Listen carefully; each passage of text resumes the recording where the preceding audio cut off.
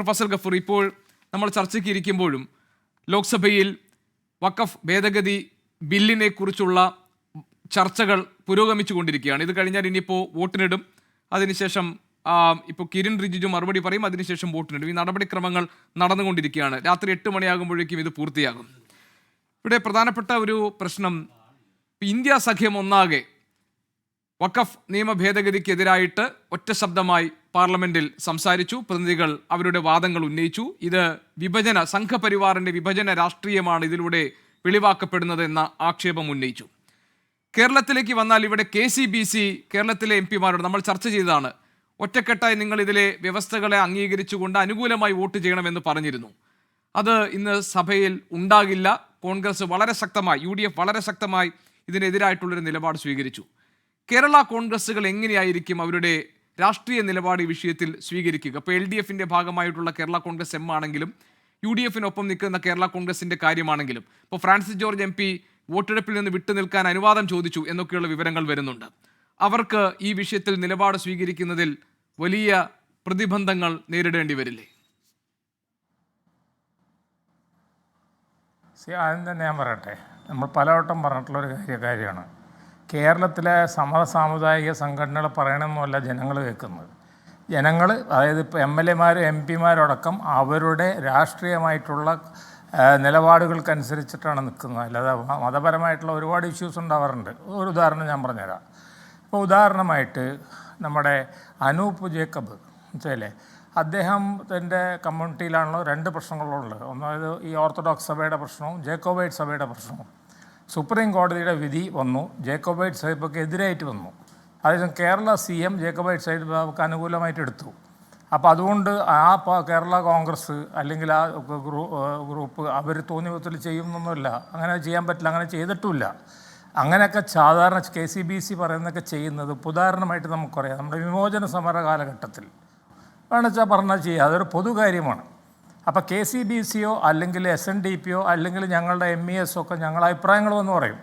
അതേസമയം ഞങ്ങൾ പറഞ്ഞൊന്നുമല്ല കേൾക്കുന്നത്. ഇനിയിപ്പോൾ ഞാൻ MES എന്ന് പറയണ്ട, ഇനി ഞങ്ങളുടെ കൂട്ടത്തിൽ തന്നെ സമസ്തയും മുസ്ലിം ലീഗും കൂടെ തമ്മിൽ പോരാട്ടം ഉണ്ടായി. എന്തുണ്ടായി നിങ്ങൾക്ക് അറിയാലോ.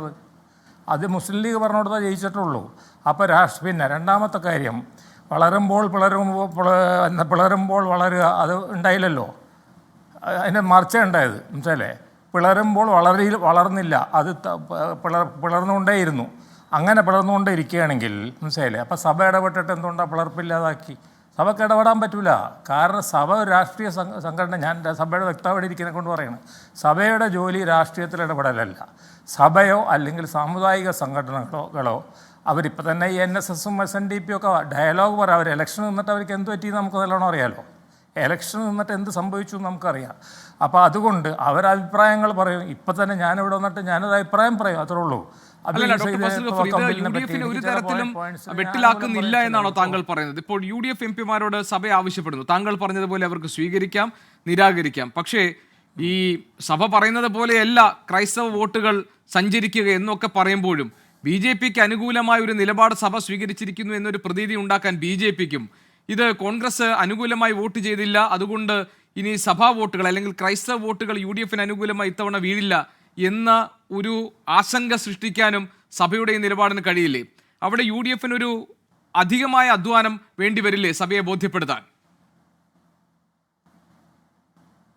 ഞാൻ ചോദിക്കട്ടെ, മാറി ജോസഫും മാണിയും PC ജോർജും ഒക്കെ LDF-ൽ പോവുകയും പിന്നെ UDF-ൽ പോവുകയും അങ്ങോട്ട് വരികയും ഇങ്ങോട്ട്, അവസാനം നമുക്ക് തന്നെ ഒരു ഐഡിയ ഇല്ല ഇവരെവിടെ നിൽക്കുന്നു എന്നുള്ളത്. ഇപ്പോൾ തന്നെ ഏറ്റവും വലിയ രസകരമായിട്ടുള്ള സംഭവം, നമുക്ക് വിശ്വസിക്കാൻ പറ്റുമോ? അതായത് മാണി സാറിൻ്റെ മകൻ ഇപ്പോൾ LDF-ൽ നിൽക്കുന്നുണ്ടെന്നുള്ളത്. ചരിത്രപരമായിട്ട് നമ്മൾ നോക്കുമ്പോൾ അതൊരു 1980 അന്ന് മറ്റേ LDF മന്ത്രിസഭയിൽ ഉണ്ടായിരുന്നു, ഇല്ലയെന്ന് പറയുന്നില്ല. പക്ഷേ ബേസിക്കലി അവർ UDF-കാരാണ്. അപ്പോൾ UDF-ൻ്റെ ഒരു തീരുമാനത്തിനെതിരായിട്ട് പോകാനായിട്ട് വലിയ പ്രയാസമുള്ളവരാണ്. പക്ഷെ അവരിപ്പോൾ LDF-ലാണ് നിൽക്കുന്നത്. അപ്പോൾ അങ്ങനെ ഒരുപാട് വൈരുദ്ധ്യങ്ങൾ ഈ രാഷ്ട്രീയത്തിലുണ്ട്. മാത്രമല്ല കോൺഗ്രസ് MP-മാരെ സംബന്ധിച്ചിടത്തോളം വളരെ വ്യക്തമാണ്, അവർ വിപ്പ് ലംഘിക്കണ്ടേ, അവർ അഭിപ്രായം പറഞ്ഞോട്ടെ. അവർ വിപ്പ് ലംഘിച്ചാൽ എന്തായിരിക്കും സ്ഥിതി കേരളത്തിൽ? അവർ സീറ്റ് പോവും, അതിലുറപ്പുള്ളൂ. പിളർപ്പൊന്നും ഉണ്ടാകാൻ പോകുന്നില്ല, സീറ്റ് പോവും. അപ്പോൾ അതിനൊന്നും അവർ നിൽക്കില്ല. അവർക്ക് അവരുടെ അഭിപ്രായം പറയാമല്ലോ. ഞാൻ ചോദിക്കട്ടെ, ഇപ്പോൾ ഞാൻ അഭിപ്രായം കേട്ടല്ലോ ഡീൻ കുര്യാക്കോസിൻ്റെ. അപ്പം ഞാനിവിടെ ഇരുന്ന് അഭിപ്രായം പറയണം മാതിരി ഡീൻ കുര്യാക്കോസിന് അദ്ദേഹത്തിൻ്റെ അഭിപ്രായം പറയാം. പക്ഷേ എവൻച്വലി അദ്ദേഹം അവരുടെ പാർട്ടി വിപ്പിനനുസരിച്ചിട്ട് നീങ്ങേണ്ടി വരും. ഇപ്പം തന്നെ JDU-യും മറ്റേ നമ്മുടെ തെലുഗുദേശവും വിപ്പ് പ്രൊഡ്യൂസ് ചെയ്തിരിക്കണം. എന്നാൽ അവർക്ക് പേടിയുണ്ട്, അതിൽ MLA-മാർ MP-മാർ മാറ്റി വോട്ട് ചെയ്യുമെന്നുള്ള പേടിയുണ്ട് അവർ തന്നെ വിപ്പ് പ്രൊഡ്യൂസ് ചെയ്തിരിക്കുന്നത്. അപ്പോൾ ആ നിലക്ക് തീർച്ചയായിട്ടും അതൊരു ക്രൈസിസാണ്. കാരണം എന്തൊക്കെ നമ്മൾ പറഞ്ഞാലും ഏറ്റവും ശക്തമായിട്ടുള്ള മതസംഘടന സെറ്റപ്പ് എന്ന് ചോദിച്ചാൽ അത് KCBC ആണ്. SNDP യോഗം, NSS, സമസ്ത എന്ന് പറയാനല്ല. ഇവർ ജന്മം തൊട്ടിട്ട് മാമോദീസ മുക്കുന്ന ദിവസം തൊട്ടിട്ട്, ഞാൻ തെമ്മാടിക്കുഴി എന്ന് പറയുന്നില്ല, കുഴിയിൽ വെക്കണ സമയം വരെ ഇവരെല്ലാവരും വിശ്വാസികളെ ക്രൈസ്തവരെ സംബന്ധിച്ചിടത്തോളം വിദ്യാഭ്യാസ സ്ഥാപനങ്ങളും എല്ലാ കാര്യങ്ങളും അവരുടെ കയ്യിലിരിക്കുകയാണ്. അതുകൊണ്ട് അവരെ ധിക്കരിച്ചൊന്നും ഇവർക്ക് പോകാൻ പറ്റില്ല. പക്ഷേ ഇവർ പോയി സംസാരിക്കുമ്പോൾ നമ്മുടെ UDF-ന്റെ നേതാക്കന്മാർ അവിടെ പോയി സംസാരിക്കും. പക്ഷേ ഈ സ്വീകരിച്ചിരിക്കുന്ന സമീപനം ഇതിന്റെ കാര്യത്തിൽ ഇപ്പൊ താങ്കൾ പറയുന്നത് ക്രൈസ്തവ വോട്ടർമാരെ സ്വാധീനിക്കാൻ പോന്ന തരത്തിലുള്ള ഒരു വലിപ്പമൊന്നും ഈ കാര്യത്തിലില്ല, അത് ഒരു സമുദായ സംഘടനയ്ക്കും ഉണ്ടാകില്ല എന്നതാണല്ലോ താങ്കളുടെ വാദം. അത് ഞാൻ അംഗീകരിക്കുമ്പോൾ തന്നെ ക്രൈസ്തവ സഭ ഈ സ്വീകരിച്ചിരിക്കുന്ന സമീപനം കേരളത്തിൽ BJP-ക്ക് അനുകൂലമായ ഒരു സമീപനമാണ് എന്ന് താങ്കൾ കാണുന്നുണ്ടോ? അല്ല, അത് ക്രൈസ്തവ സഭ സ്വീകരിച്ചതെന്ന് ഞാൻ പറയൂല, മനസ്സിലായില്ലേ? കാരണം ക്രൈസ്തവ സഭയിൽ ഇപ്പോൾ നമ്മൾ കത്തോലിക്കാന്നല്ല ഞാൻ പറഞ്ഞത്, ക്രൈസ്തവ സഭയിൽ തന്നെ ജേക്കോബൈറ്റ് മാർ കുര്ലോസും കൂട്ടരും അങ്ങനെ ഒരുപാട് നമ്മുടെ ആംഗ്ലിക്കൻ ചർച്ചിൻ്റെ ബിഷപ്പ്, CSI ചർച്ചിൻ്റെ ബിഷപ്പ്മാർ അവർ പലരും LDF-നൊക്കെ അനുകൂലമായിട്ട് നിന്നിട്ടുണ്ടല്ലോ. അപ്പോൾ ഞാൻ പറയാം, ഉദാഹരണമായിട്ട് നമ്മുടെ 50-50 തർക്കം നടക്കുമ്പോൾ ഞങ്ങളുടെ കൂടെ നിന്ന ജേക്കബൈറ്റ് സഭ ഞങ്ങളുടെ കൂടെയാണ് നിന്നത്, മനസ്സിലായി? മാർ ഗ്രിഗോറിയസ് കോളേജ്, CSI സഭ ഞങ്ങളുടെ കൂടെയാണ് നിന്നത് 50-50 എന്നുള്ളത്. ബിലീവേഴ്സ് ചർച്ച് ഞങ്ങളുടെ കൂടെയാണ് നിന്നത്. അപ്പോൾ ഈ മുസ്ലിമും ക്രിസ്ത്യാനിയും ഹിന്ദു എന്നൊക്കെ പറഞ്ഞാൽ നിങ്ങളൊരു വാട്ടർ ടൈൻ മോണോലിത്തിക് ആയിട്ടൊരു സംഭവമാണ്.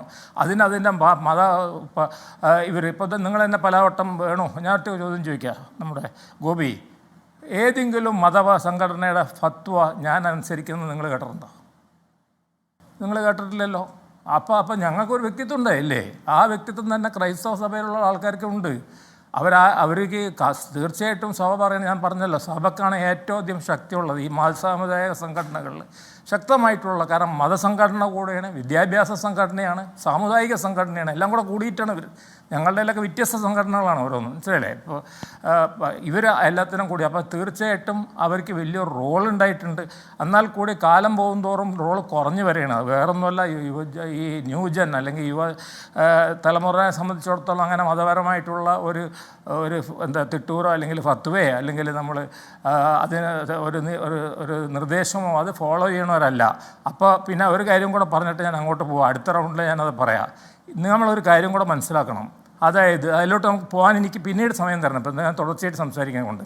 ഈ നമ്മുടെ ഏറ്റവും വലിയ ഒബ്ജക്ഷൻ എന്താണെന്ന് വെച്ചാൽ, ഇത് മുസ്ലിം സമുദായത്തിൻ്റെ കാര്യത്തിൽ മാത്രമേ ഇടപെടുന്നുള്ളൂ. ഇതേമാതിരി തന്നെ ഹൈന്ദവ സമുദായത്തിന് അങ്ങനത്തെ ഒരു സെൻട്രൽ സെറ്റപ്പ് ഇല്ല. അതേമാതിരി തന്നെ നമ്മുടെ മദ്രാസ് ഹൈക്കോടതിയുടെ ജഡ്ജ്മെൻ്റ് അനുസരിച്ച് സഭയുടെ സ്വത്തുക്കൊക്കെ ഒരു സെൻട്രലൈസ് സെറ്റപ്പ് ഇല്ല.